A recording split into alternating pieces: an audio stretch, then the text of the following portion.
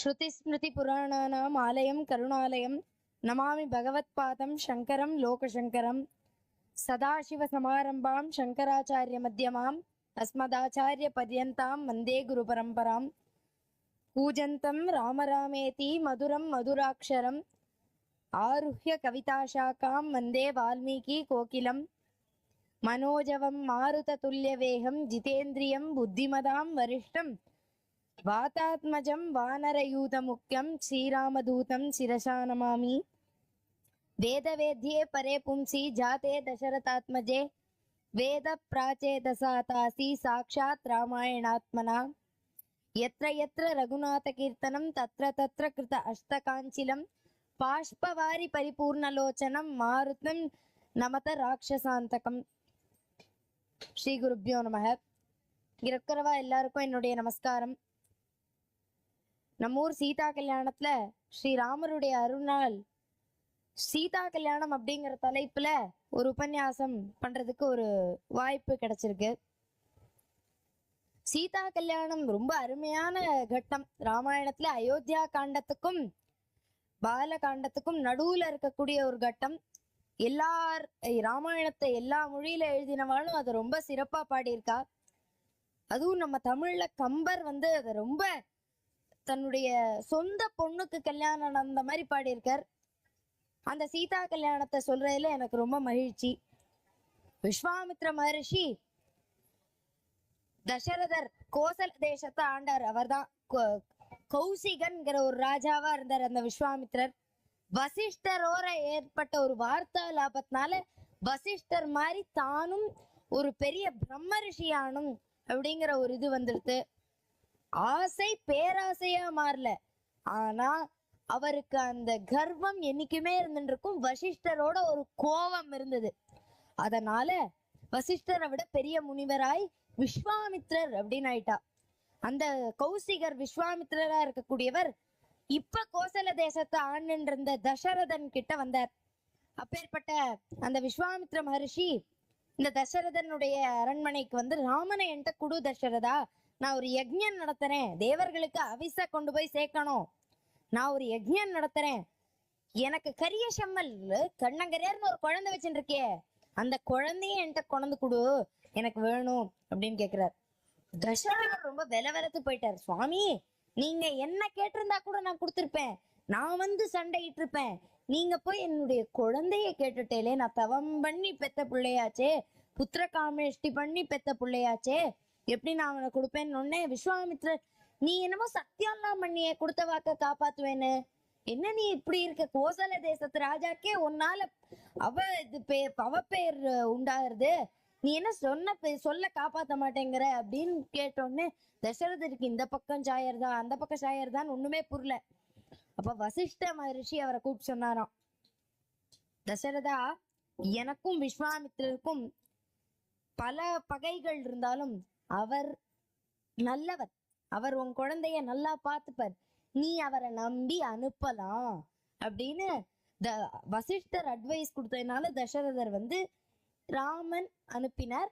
கூட அவனுக்கு கைங்கரியம் பண்றதுக்காக லக்ஷ்மணன் அப்படிங்கிறவனையும் அனுப்பினார். அவன் ராமனும் லக்ஷ்மணனும் விஸ்வாமித்திரரோட போனான்.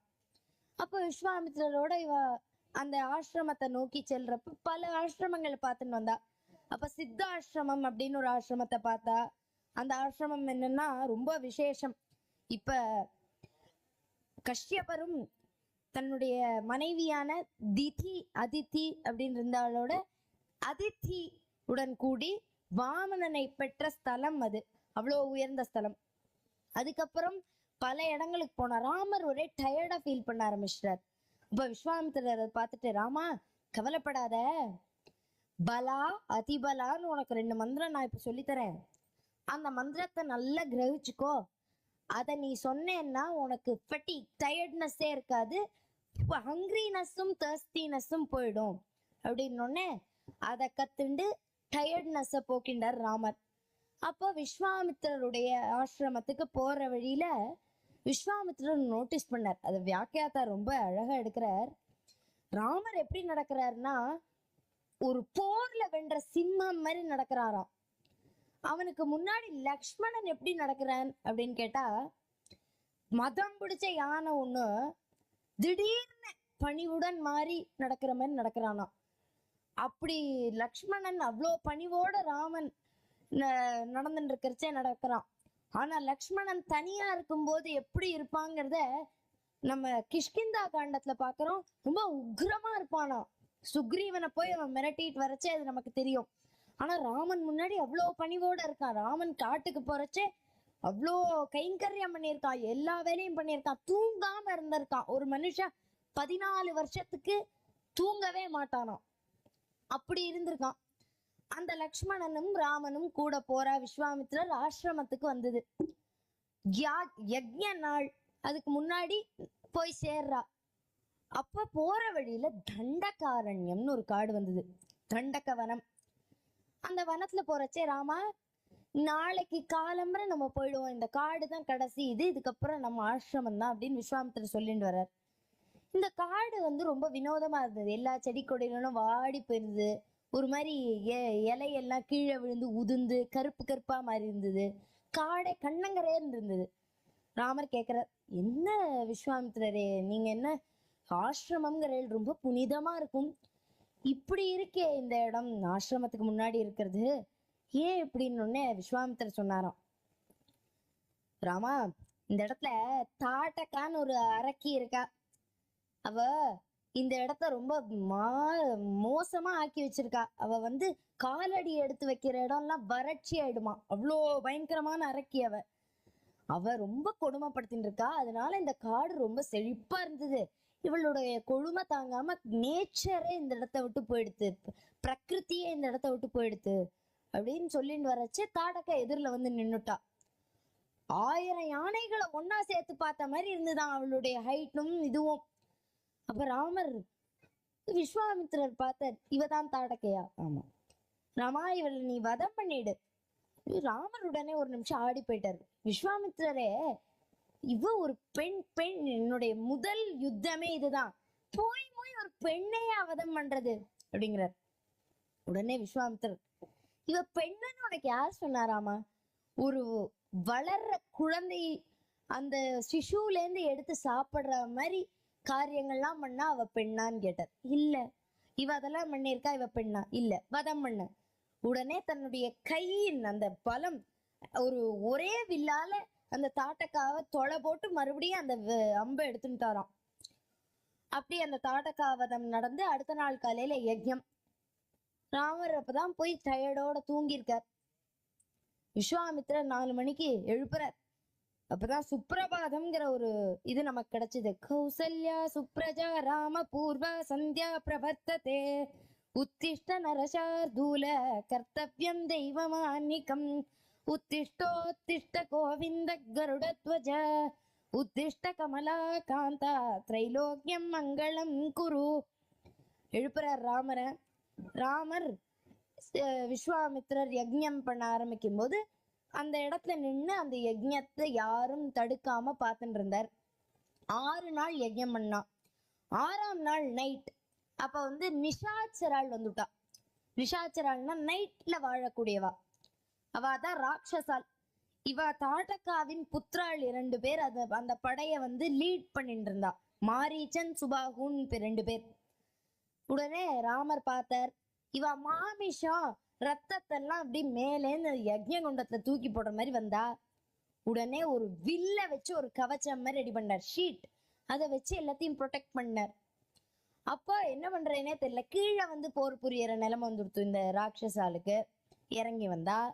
உடனே ராமர் ஒரே அம்பால அந்த மாரீச்சன் என்கிற ராட்சசனை 7 சமுத்திரம் தாண்டி அடிச்சார். இந்த சுபாகுவ வதம் பண்ணார். மிச்ச ராட்சசால்னா இதை பார்த்துட்டு ஓடி, ஐயோ நம்ம தலைவாழையே கொண்டாளே, இனிமே நம்ம என்ன அப்படின்னு அவ ஓடிட்டா. உடனே ராமர் இந்த யஜ்ஞத்தை ரொம்ப அழகா நடத்தி கொடுத்துட்டார். அவர் ப்ரொடெக்ட் பண்ணிட்டார்.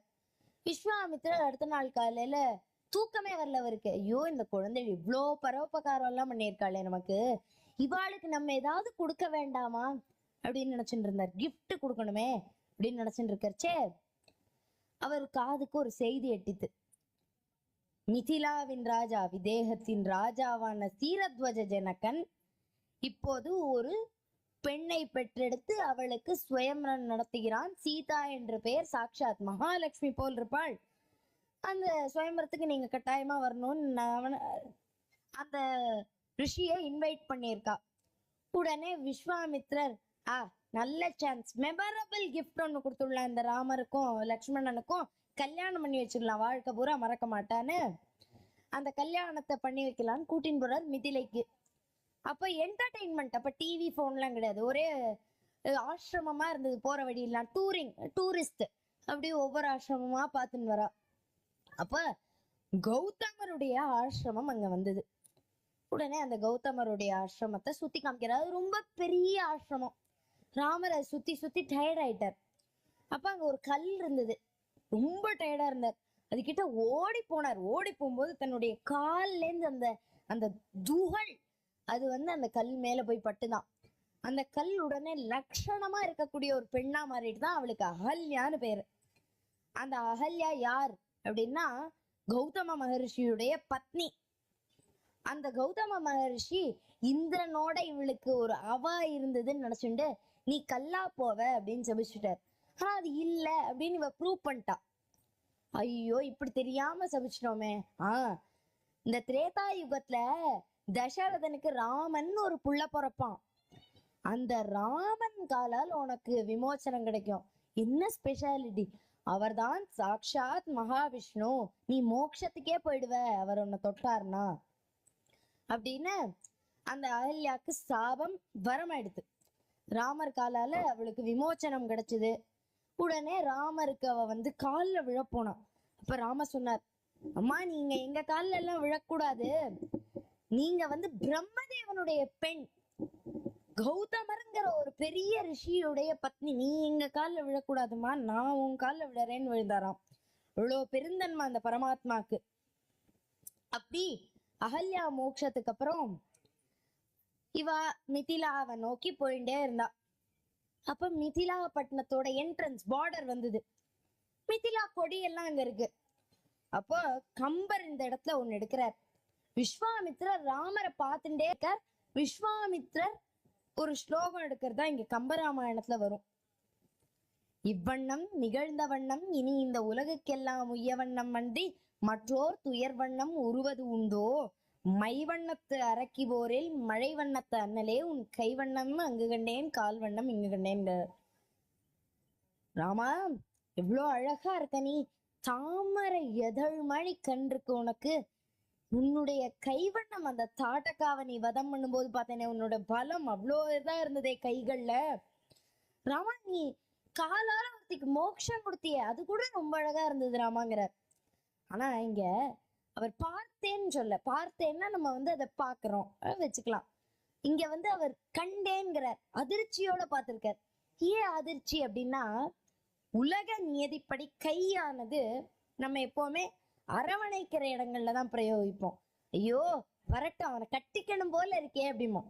ஆனா காலானது அடாவடித்தனம் செய்யதான் இது பண்ணுவோம். ஐயோ என்ன பண்ணி வச்சிருக்கான், வரட்டும் எட்டி மிதிக்கிறேன் உதைக்கிறேன்மோ. அந்த ஒரு நியதிக்கு மாறாக ராமன் பண்ணியிருக்கார். கை அரவணைக்க வேண்டியதுனால் வதம் பண்ணியிருக்கார் ஒரு அரக்கிய. காலால அடாவடித்தனை செய்யணும், ஆனா இவர் ஒருத்திக்கு மோட்சம் கொடுத்திருக்கார். அதனால உலக நியதிக்கு மாறா இருந்ததுனால ஆச்சரியமா பார்த்ததை வச்சு கண்டேன்கிறார். இன்னொரு அழகான தமிழ் இது இருக்கு. அவர் சொல்றார், கால் வண்ணம் இங்கு கண்டேன். ராமா உன்னோட கால் வண்ணம் தான் இங்க கண்டேன் அப்படிங்கிறார். இதுக்கு இன்னொரு அர்த்தம், ராமாயணத்தை நம்ம ஒரு பெரிய இதா போட்டுட்டு அதுல பார்த்தோம்னா விஸ்வாமித்ரர் எக்ஸாக்ட்லி ஒரு அக்யூரேட்லி ஒரு குவார்டர் 1/4 பார்ட்டுக்கு தான் வருவார். தமிழ்ல அதுக்கு பேரு கால். அதனால கால் வண்ணம் இங்கு கண்டேன் அப்படின்னு எடுத்துட்டு மிதிலா பிரவேசம். இப்ப மிதிலைக்குள்ள நுழையிறா. ரொம்ப பெரிய பில்டிங் மாடங். ராமர் ரொம்ப ஜா டிராப்பிங் ஆயிட்டாரு, வியந்து போயிட்டார். என்னது நம்ம அயோத்தியா தானே ரொம்ப பெரிய நகரம்னு நினைச்சுட்டு இருந்தோம், இது என்ன அதை விட செல்வ செழிப்போட மாட மாளிகைகள் என்ன, கூடை கோபுரங்கள் என்ன, ரொம்ப வியந்து போயிட்டார். அப்போ அந்த மிதிலாவின் கொடி ஒன்று இருந்ததாம். அது எப்படி இருக்குங்கிறார் காளிதாசன் ரகுவம்சத்துல. சீனாம் சுகைஹி, சைனீஸ் சில்க் மாதிரி இருந்துதான் அந்த கொடி. எப்படி ஆடித்துன்னு கம்பர் கவிவர்ணனையோட எடுக்கிறார். மையாறு மலரின் நீங்கி யான் செய் மாதவத்தின் வந்து செய்யவள் இருந்தால் என்று செழுமணி கொடிகள் என்னும் கைகளை நீட்டி அந்த கடிநகர் கமலச் செங்கண் ஐயனை ஒல்லைவா என்று அழைத்தது போன்றதம்மா. அந்த கொடிகள்லாம் வந்து, ராமா, இந்த உலக அழகியாம் சீத்தை எங்க நகரத்துல இருக்கா, உள்ளவா, சீக்கிரம் அவளை மணந்துக்கோவா அப்படின்னு உள்ளவா உள்ளவான்னு கையாட்டுற மாதிரி ஆடித்தான் அந்த கொடி. இது கவிஞர்களோட ஒரு ஃப்ரீடம் வர்ணனை. இது சிலப்பதிகாரத்துல இன்னொரு அழகு எடுத்திருப்பார். கோவலன் பாண்டிய தேசத்துக்கு நுழையும் போது கொடி எப்படி ஆயிடுதுங்கிறார். வேண்டாம் கோவலா, இங்க உனக்கு வில்லங்கம்லாம் இருக்கு, நீ வராத, உனக்கு பிரச்சனை நடந்துரும், போன்னு ஆடின மாதிரி இருந்துதான். அவ்வளோ அழகு தமிழ்ல வர்ணனைக்கும் போது. அதனால அந்த கொடிகளை தாண்டி அப்படியே எல்லா மாடத்தையும் சுத்தி பார்த்துட்டே வரா. அப்போ ஒரு சந்தை, Mithila cross street, Mithila road, Mithila Nagar, மிதிலாக்குள்ள போற அந்த ஸ்ட்ரீட்ல பார்த்தா மாடங்களா இருந்தது. சுத்தி சுத்தி பார்த்துட்டு வர. இப்போ ஒரு மாடம், அது ராமரோட தோல் ஹைட்டுக்கு இருந்தது. அந்த மாடத்துல ஒரு சவுண்ட், பந்து துபக்குன்னு வந்து விழுந்தது. அப்படி திரும்பி பார்த்தார். அங்க மேல் மாடத்துல இருந்து ஒரு குரல், சீதா பந்து விழுந்துருத்து, போடி எடுத்துன்னு வாடி அப்படின்னு ஒரு குரல். அப்ப சீத்தை குடு குடு குடுன்னு அந்த கொலுசை கட்டின்னு ஜல் ஜல் இறங்கி வந்தா. அந்த சீதா குனியரா, பந்தை எடுக்கிறா. எடுக்கும் போது நிமிர்றா. ராமர் அவளை பார்த்துட்டு இருக்க. இவ கண்ணு அவரை பாக்குறது, அவ கண்ணு இவரை பாக்குறது, ஐ கான்டாக்ட். ரெண்டு பேர் கண்ணு எப்படி இருக்குங்கிறார். இவர் கண்ணு ஒரு ஃப்ரெஷ்ஷா பூத்த, குளத்துல பூத்த தாமரையோட பிங்கிஷ் இதழ், அந்த இதழ் போல இருக்கான் அந்த கண்ணு. தாயாரோட கண்ணு எப்படி இருக்கு அப்படின்னு எடுக்கிறார். ஒரு மத்யமானது வெளியே அப்படி இருக்கிற மாதிரி இருக்கான். அது ஒரு அழகான ஸ்லோகம். தார்த்த ராஷ்டிரம் கர்ணேஷு, கண்ணு காது வரைக்கும் நின்று இருக்கான். ஆனா அது மகாபாரதத்தோட ரிலேட் பண்றாரு. தார்த்த ராஷ்டிரன்ங்கிறது துரியோதனன், கர்ணன்ங்கிறது கர்ணன். அவ நட்பு மாதிரி இருக்கே தாயாரோட கண்ணு. ஆனா உள்ள போய் பார்த்தாதான் தெரியுது அது கிருஷ்ணம் ச பாண்டவக, கிருஷ்ணனும் பாண்டவனும் சிநேகிதம் கொண்டு இருக்கிற மாதிரி இருக்கு. வெள்ளையும் கருப்பும் அப்படி இருக்கான். அது தாயாரோட கண். ரெண்டும் பார்த்துன்றது. அந்த ஐ கான்டாக்ட் நடந்தது யார் பார்த்தாலோ இல்லையோ, கம்பர் பார்த்துட்டார். அதான் எடுக்கிறார். இணையல் நின்றுழி கண்ணோடு கண்ணினை கவ்வி ஒன்றை ஒன்று உண்ணவும் நிலை பேராது உணர்வும் ஒன்றிட அண்ணலும் நோக்கினான் அவளும் நோக்கினாள். அப்படி ராமனும் சீத்தையும் பார்த்துட்டா. அதுக்கப்புறம் சீத்தையும் உள்ள போயிட்டா, ராமனும் நடக்க ஆரம்பிச்சிட்டார். அப்ப ஜனகனின் மண்டபம், சபா மண்டபம் வந்தது. அங்க போய் விஸ்வாமித்ரர் இன்ட்ரடியூஸ் பண்ணி வைக்கிறார். ஜனகா, இவ யாருன்னு தெரியுமா உனக்கு? தெரியலையே சுவாமி, ஆனா இவ ரெண்டு பேரையும் பாக்கறது சந்திர சூரியாள் மாதிரி இருக்காளே அப்படிங்கிறார். ஆஹா, கண்டுபிடிச்சிட்டியே, உனக்கு கிட்டத்தட்ட வந்துட்டிய நீ. இவ தசரதரோட குமாராள், ராம லக்ஷ்மணாள். ராமன்கிற பேரை கேட்டு நீங்க எல்லாம் பயந்துட்டு இருந்தேடா. கோடாலியோட இருப்பார். தந்தைக்கு பஞ்சசியமந்தகங்கிற கஷேத்திரத்துல வந்து ரத்தத்தை 5 குழி வெட்டி நிரப்பி அதனால தந்தைக்கு தர்ப்பணம் செஞ்சவராச்சே, நீ பயந்துட்டு இருந்தேடா. இப்ப அந்த ராமன்கிற நாமத்துக்கே பெருமை சேர்க்கிற விதமா சந்திரனோட கிரணங்கள் வீசும் குளிரை தரக்கூடிய அந்த சுகத்தை ராமன்கிற நாமன் சொன்னா கிடைக்குமா? அந்த ராமன் தாண்டா இவன், தசரதனின் குமாரன், இது அவனின் தம்பி லக்ஷ்மணன் அப்படின்னு ஜனகன் வந்து, ஆஹா, நீங்க வரணும் தான் நான் ரொம்ப காத்துட்டு இருந்தேன். உங்க கால் தேடி பட்டதுக்கு மிதிலாவே குடிச்சு வச்சிருக்கணும்னு அவளை தங்க வச்சுட்டான். அடுத்த நாள் காலையில சுயம்பர வேலை. அவன் காலில் வந்து சக்கரத்தை கட்டின்னு ஓடிண்டே இருந்தான், இந்த வேலை அந்த வேலைன்னு. அப்போ இந்த ராமலக்ஷ்மணால் சபா மண்டபத்துல நடந்து போறா. அவன் சிம்மாசனத்தை தாண்டா. ஒரு ஹால் வருது. அந்த ஹால்ல பல சிம்மாசனங்கள் இருக்கு. அந்த சைடு இந்த சைடு இது இருக்கு, டேபிள்ஸ். அப்ப ஒரு நடுவுல ஒரு டேபிள் பாக்குறா. அந்த டேபிள்ல பெரிய வில். விஸ்வாமித்திரர்கிட்ட கேக்குறா, சுவாமி இது என்ன சுவாமி, இவ்ளோ பெரிய வில்லா இருக்கு, இது யாருடையது, என்னதுன்னு கேக்குறா. அப்போ அவர் சொன்னா, இந்த விஸ்வாமித்ரர் சொன்னாராம், இந்த வில்லானது சிவபெருமான் இருக்கார் இல்லையா, அவருடைய வில் பினாகம்னு பெயர் இந்த வில்லுக்கு. ஆனா இந்த வில் ஏன் இப்படி வந்திருக்கணும், அது பினாக்கமாச்சு, அவர்த்தியா இருந்திருக்கலாமே அப்படின்னு கேட்டார் லக்ஷ்மணன். உடனே சொன்னார், இந்த வில்லு கார்த்திகேயனான முருகப்பெருமானும் பரசுராமரும் அந்த சிவபெருமான்கிட்ட பாடம் படிச்சுட்டு இருந்தா தனுர்வித்தை. அப்ப அவர் பயன்படுத்திய வில் ஒரு நாள் சார்கமான தனுஷுடைய நாதம் கேட்டு இந்த வில் முறிந்ததாம். அதனால இந்த வில்ல வச்சு நான் இனிமே பண்றது, பெரிய வில் இருக்கே எனக்கு, இதை விட இதை தூக்கி கொடுத்துடலாம் அப்படின்னு பரசுராமர்கிட்ட கொடுத்துட்டார். ஃபேமிலி கூடயே கொடுக்க வேண்டாம், நம்ம ஆத்துக்கு தான் குப்பை சேரும்னு அவர் வெளியாள்கிட்ட கொடுத்துட்டார். உடனே அந்த பரசுராமர் இதை எடுத்துன்னு வந்து, ஐயா எங்க ஆத்துல ஏற்கனவே ரொம்ப சின்ன நான் ரிஷி, நான் போய் வேற யார்ட்டையா கொடுத்துடுறேன்னு ஜனக பரம்பரையிட்ட கொண்டு வந்து கொடுத்தாராம். அப்பேற்பட்ட வில்லானது இது, அத வந்து ரொம்ப பாதுகாத்துன்னு இருக்கா. இந்த வில் ஏன் இப்ப ஸ்வயம்பரத்துக்கு பயன்படுத்தணும் அப்படின்னாரு ராமர். ராமா, இந்த வில்லானது சீத்தை இருக்காள்ல, ஷோகேஸ் ஹால் அவட்ட வச்சிருக்கா, அவ பெரிய மண்டபம், அதுல ஷோகேஸ் ஹால் வச்சிருக்கா. அதுல இந்த வில்லையும் ஷோகேஸ் பண்ணி வச்சிருக்கும் போது சீதா அதை எடுத்து தன்னுடைய 3 வயசுல விளையாண்டாளாம். அவளே தூக்கின வில்ல ராஜாக்கள் தூக்கினாதானே சீதைக்கு தகுதியானவா, அதனால இந்த வில்ல தூக்குறவாளுக்கு சீதை அப்படின்னு சுயம்பரம் வச்சிருக்காருன்னு விஸ்வாமித்ரர். உடனே ராமர் லக்ஷ்மணர்லாம் அடுத்த நாள் காலையில சபா மண்டபத்துக்கு வரா.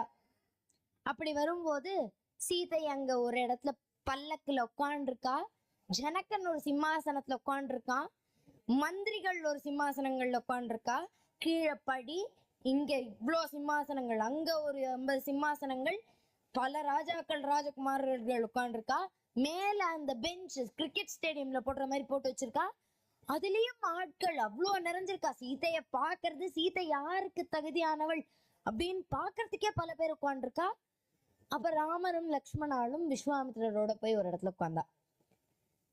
இப்ப இந்த கான்டெஸ்ட் ஆரம்பிச்சது. ஜனகர் வந்து எல்லாருக்கும் எக்ஸ்பிளைன் பண்றாரு ரூல்ஸ். நீ பாருங்க, இது சீத்தையே தூக்கிட்ட அந்த வில்லு சிவனோட வில்லு, இந்த வில்ல நீங்க தூக்கினாதான் நீங்க அவளுக்கு இணையானவள், இதுதான் போட்டி, இதை தூக்குங்கோ, சீதை உங்களுக்கு தான்ட்ட. அப்போ ஒவ்வொரு ராஜகுமாரால வர, ஒருத்தர் வந்தார் அங்க தேசத்து ராஜா, அவரால் கொஞ்சோண்டு தான் தூக்க முடிஞ்சது. இன்னொருத்தர் வந்தார் வங்க தேசத்து ராஜா, அவர் இப்படி தூக்கிட்டார், கீழே போட்டுட்டார் காலில். இன்னொரு ராஜா வந்தார், அவர் என்ன பண்ணார், தூக்கவே முடியல அவரால். அப்ப இப்படியே போயிட்டே இருந்தது. ஒவ்வொரு ராஜாவா வந்தா, கீழே போட்டா, தூக்கினா, ஒண்ணும் பண்ண முடியல. அப்ப ராவணனும் இருந்தான் அந்த இடத்துல.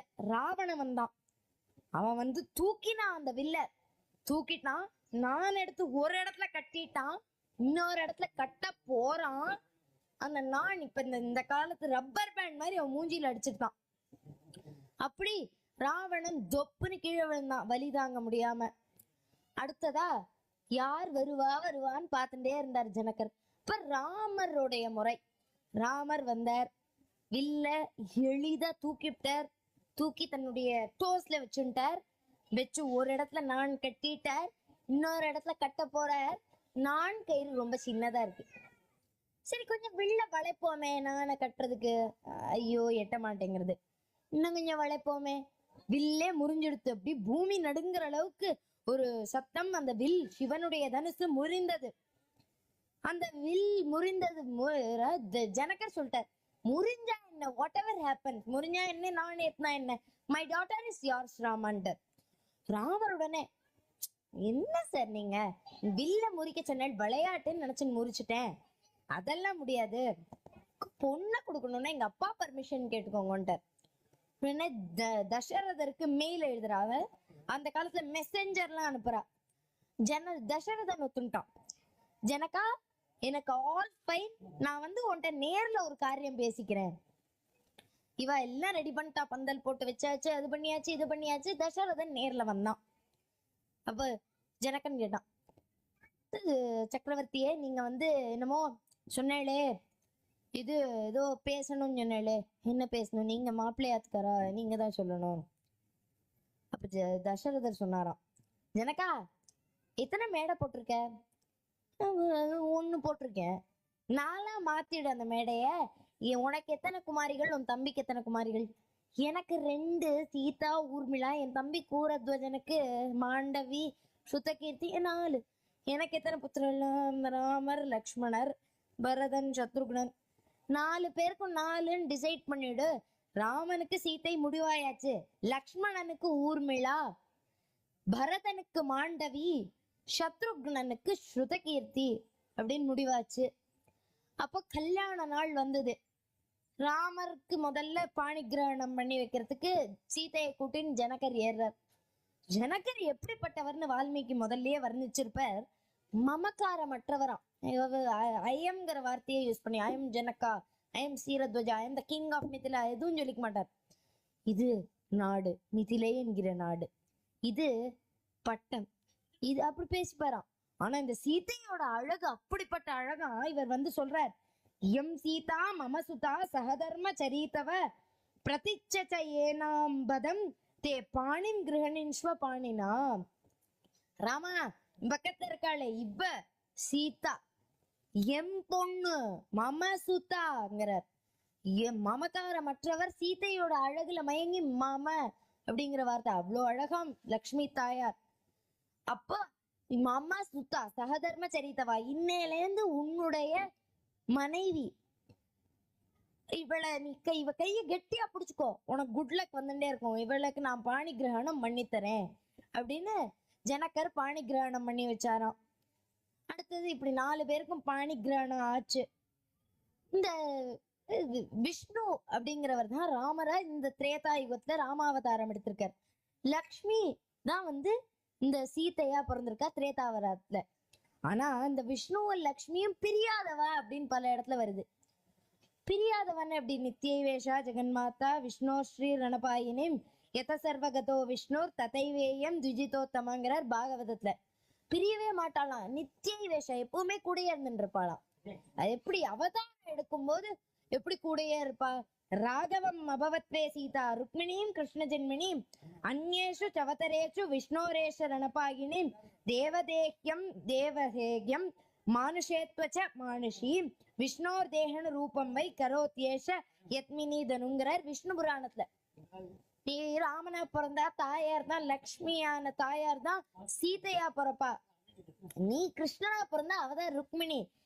மொத்தம் நீ பிறந்தா அவளும் பிறப்பா, அவதான் உனக்கு நித்தியமா உன் கூட தான் இருந்துட்டு இருப்பா. நீ உன் கூட அவ கல்யாணம் பண்ணிட்டே இருப்பா. அவ வந்து மனுஷனா பிறந்தா மனுஷியா பிறந்தவன கல்யாணம் பண்ணிப்பா, தேவனா பிறந்தா தேவியா பிறந்தப்ப ஒரு கேள்வி வரும். சரி கல்யாணம் பண்ணிக்கிறா, ஸ்வரூபம் இருக்கணுமே, பரமாத்மாவை விட்டுருங்க.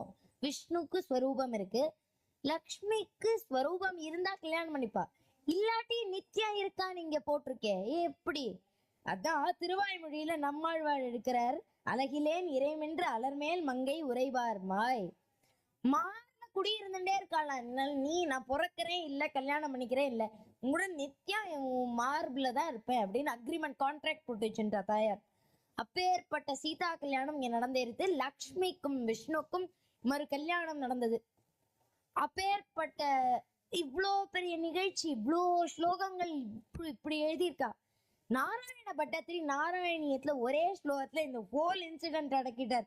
மாரீச்சம் திராவயித்வா மகசிரசி சரைண்யக்ஷமி நிகன் கல்யம் குர்வன் கஹல்யம் பதி பாதரஜசா பிராப்ய வைதேகதேயம் பினாதாசசன் தருடம் தந்துரத்வி மரீச்சா லப்த்வா ராஜ்யம் பிரதிஷ்சத்வம் திரபபி ச சமம் பரத் பிராத்ருவீரா சதைரா. இந்த கல்யாணம் மாரீச்சனை கொன்னு மாரீச்சன்ல இருந்து அகல்யாக்கு மோட்சம் கொடுத்து வைதேகத்துக்கு வந்து சீதையை கல்யாணம் பண்ணிட்டு அயோத்தியாவுக்கு போயிட்டா. ஒரே ஸ்லோகத்துல எல்லாம் முடிஞ்சிருது. அப்படிப்பட்ட இது தியாகராஜர் ஒரு கீர்த்தனை அழகா பாடுறார். தியாகராஜர் வந்து ராமருடைய பெரிய பக்தன். அவருக்கும் ரொம்ப பிடித்த இன்சிடென்ட் இந்த சீதா கல்யாணம் தான் ராமாயணத்திலேயே. அப்பேற்பட்ட சீதா கல்யாணத்தை ஒரு கீர்த்தனையில தியாகராஜர் பாடுறார். சீதா கல்யாண வைபோகமே ஸ்ரீராம கல்யாண वैभोगमे पवनज स्तुति पात्र पावन चरित्र पवनज स्तुति पात्र पावन चरित्र रवि सोम पवनेत्र रमणीय गात्र रवि सोम पवनेत्र रमणीय गात्र सीता कल्याण वैभोगमे भक्तजन परिपाल बारित शरजाल भक्तजन परिपाल बारित शरजाल भुक्ति मुक्ति तगिल भूदेव पाल भुक्ति मुक्ति तगिल भूदेव பால அப்படின்னு பாடி நாளைக்கு நம்ம சீதா கல்யாணத்தை எல்லாரும் நடத்தி கொடுக்கணும். இதோட என்னுடைய உபன்யாசத்தை முடிச்சுக்கிறேன். சங்கரம் சங்கராச்சாரியம் கேசவம் பத்ராயணம் சூத்திர பாஷ்யகிருதம் வந்தே பகவந்தௌ புனః ஸ்வஸ்தி பிரஜா பரிபாலயந்த்யாம் நாயேன மார்கேண மகின்மகிஷா गोब्राह्मणेभ्यो शुभमस्तु नित्यं लोका समस्ता सुखिनो भवन्तु कायेन वाचा मनसीन्द्रियैव उद्यात्मना वा प्रकृते स्वभावात् करोमि यद्यत् सकलं परस्मै नारायणाय इति समर्पयामि. Thank you.